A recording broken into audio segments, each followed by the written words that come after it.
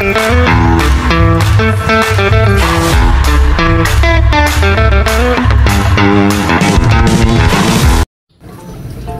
day mga kapit.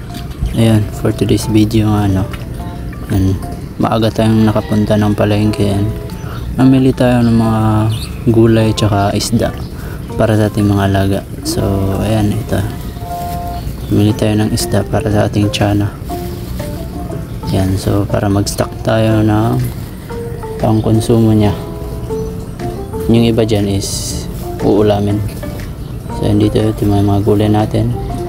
Meron tayong sayote. Ito is para sa ating superworm. And yung carrots tsaka kalabasa is para sa ating iguana. So mamaya magpapakain ako. So ayan, update ko kayo.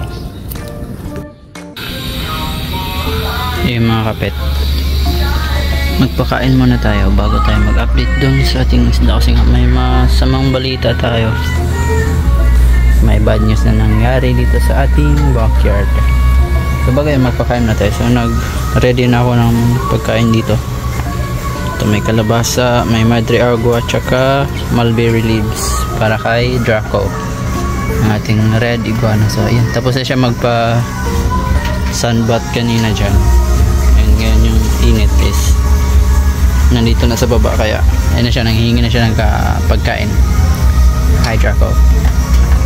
Wait, open na natin yung cage. Excuse me. Hey, excuse me. Igo ka? So yan, ito na to guys. Come on Draco, eat your breakfast. Ito na. Ito na.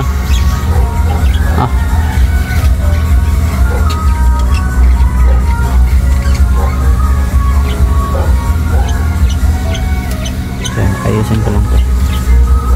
Nagsished na siya guys. Naog na naog. Yan, kakain na yan guys. Ayun o, lakas kumain.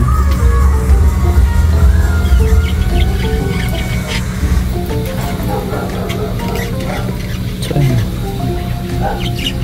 eat well. Papalitan niya yung kalbasa guys. Yan o, bang ba naman. Mabait yun guys. Tame na siya sa akin, hindi na siya takot. And nagpapahawak na rin siya sa akin kapag kinukuha ko siya sa cage. So doon na tayo sa likod. Yun na mga kapet na. Kung mapapansin nyo itong monster pond natin, or itong pond natin sa mga monster fish natin, yun o.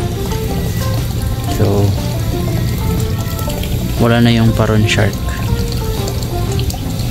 Namatay na siya, I think kagabi pa ata yun, kasi pagdating ko kaninang umaga, nandito na siya sa taas or sa ibabaw ng tubig na lumilitaw. So ayan, hindi ko alam kung anong nangyari sa kanya, no, kasi after kasi nung lumindol guys, nung last September 30 ng gabi, kaumagahan yan, umuwi ako dito, nag-iba na yung langoy niya. Like parang matamlay siya, pero kumakain pa naman.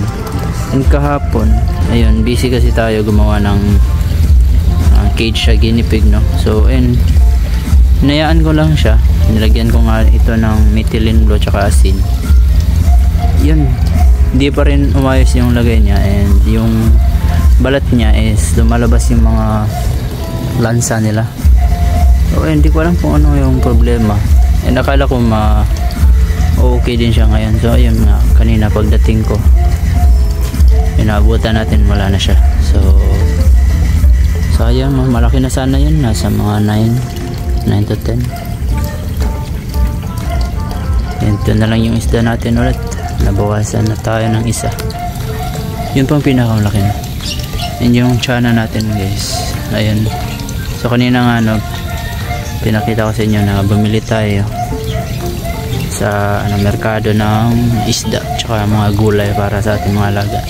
Napakain ko na sa kanya and busog na siya. Ayan.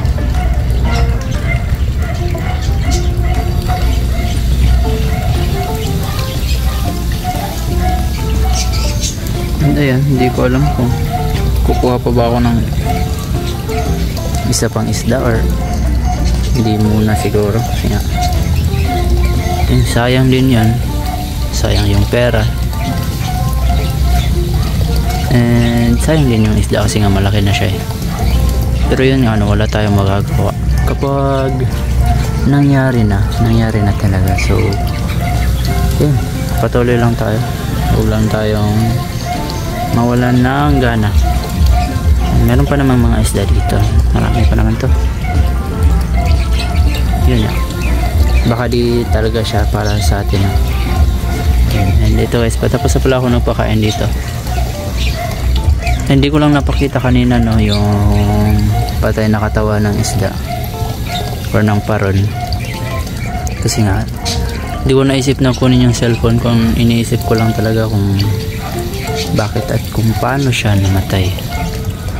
So ayun, wala siyang galo sa katawan or mga, alam nyo yung damage or mga pula-pula, wala. As in, healthy siya, busog, malaki nga yung katawan niya eh. And yun lang talaga, bigla lang tumamlay.